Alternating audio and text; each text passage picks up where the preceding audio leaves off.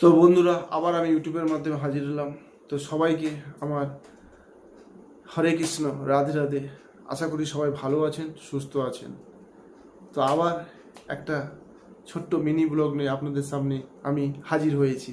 তো বদলাতে হবে কিন্তু নিজেকে, পাল্টাতে হবে ভবিষ্যৎ।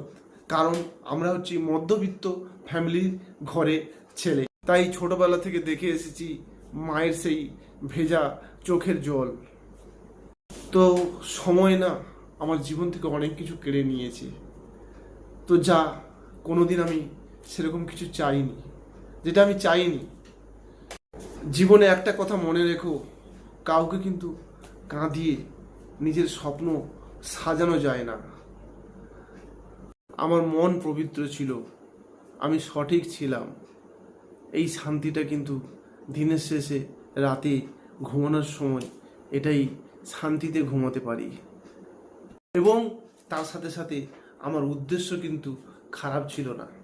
জীবনে যদি মনের কষ্ট প্রকাশ করতে হয় তো সেটা ভগবানের কাছে করো, মানুষের কাছে নয়। একটা কথা মনে রেখো, মানুষ তোমার সাথে বেইমানি করতে পারে, কিন্তু ভগবান কোনোদিন তোমার সাথে বেইমানি করবে না। উনি সবসময় তোমার পাশে থাকবে। রাধে রাধে। বন্ধু, জীবনে খারাপ সময়টা আসা দরকার। খারাপ সময় যদি না আসে তাহলে মুখোশ পরা বেইমান মানুষগুলোকে আপনি চিনতে পারবেন না। তো ততক্ষণে সবাই ভালো থাকুন, সুস্থ থাকুন।